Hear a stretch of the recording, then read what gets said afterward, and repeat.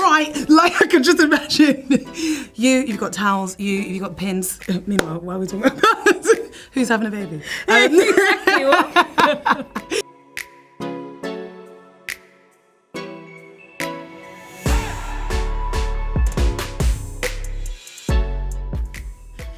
Sheila Atim, she's right here. Most likely does factually, past, present, future, Sheila Atim. But then also Viola Davis. Viola is much funnier than people think. She is a whole joker. So yeah, them two together.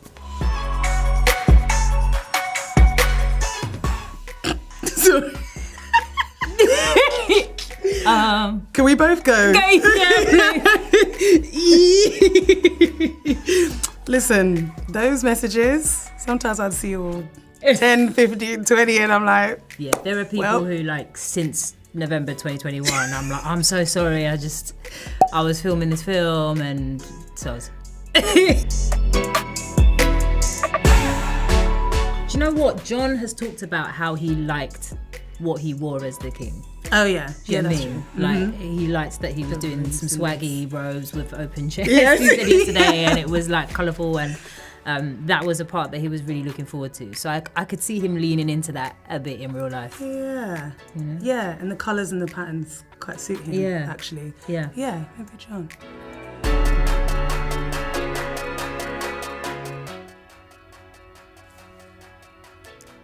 Or Adrian. Yeah. Adrian. Yeah. Yes, Adrian. Just to say though, I feel like most people were competitive with themselves rather than with each other. It wasn't like I want to be better than you thing. It was like, I'm trying to be the best I can be. So actually I think everyone in that sense was competitive. I'll throw myself under the bus. Sometimes I know I can make choices that are random, and in you being so immersed in that, you kind of forget where you are, which is beautiful actually, because you get the rawness in the take. But everyone was on it. And also there weren't, I mean, I wasn't in every scene with you, but there weren't necessarily times where you were like, oh, sorry, forgot, not doing that. Yeah, no. Like, that didn't really happen. Everyone was very focused. Yeah. Sheila. Right, like I could just imagine. You've got towels, you've got pins. Meanwhile, why are we talking about who's having a baby? You're so like responsible and in charge without being like the one in charge. You just kind of have everything handled behind the scenes. You just say, have you got the handled? Okay. You're like the... That's good to know. Yeah. Thanks. Yeah. I'd say Sheila. But also everyone's like got their things handled and looked out for each other and had everyone's best interests at heart and just wanted to make the best thing in the world. Yeah. But then also Sheila.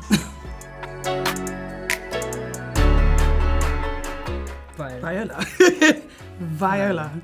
Hands down. Yeah. Without actually even giving advice. Yeah. She would just open her mouth and we'd be like, and well, now I know what to do with the rest of my life. Yeah. Because you opened your mouth. Thanks. Yeah, Viola, hands down. Tuso, but in a nice way. Tuso loves a nap. She doesn't fall asleep on set, but they'll be like, Tuso's in a trailer. And she says it. She's like, I need a nap. Right now. What's going on? I need a nap. When can we get a nap? Is it a break so I can have a nap? She loves sleeping. She loves naps, yeah. She's like, I like my sleep. I need 8 hours. That's a direct quote. Yeah. So, yeah. Yeah. Mm-hmm.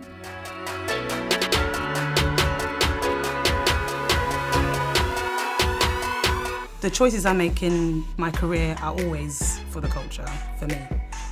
It's really important that is at the forefront. I don't take it as a burden or massive responsibility. It's just what comes with me. So everything I've done is like taught me more about how I want to portray a culture, how I want to do more for us in the industry, but also the choice is just being broad, you know, and I hope that that's something that we can take away as a collective, as a people, that everything we do can be as colourful and as big and as bold as we want it to be.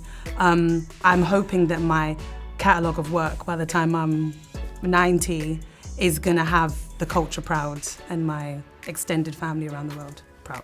A little bit of what she said about the breadth of opportunity I really want people to find something in the things I've done, and that can be lots of different things. It's not necessarily joy, it's not necessarily, pain or whatever. It's just, I just want people to connect to the things that I've done, and to hopefully see that I've, really tried to give myself to this work, and that I do genuinely see it as a communication between myself and the audience member, as well as, the people that I'm working with immediately. But I really see it that way, particularly having started in theatre and then moving to screen. I'm trying to transfer that sense of, it being an interaction and a dialogue.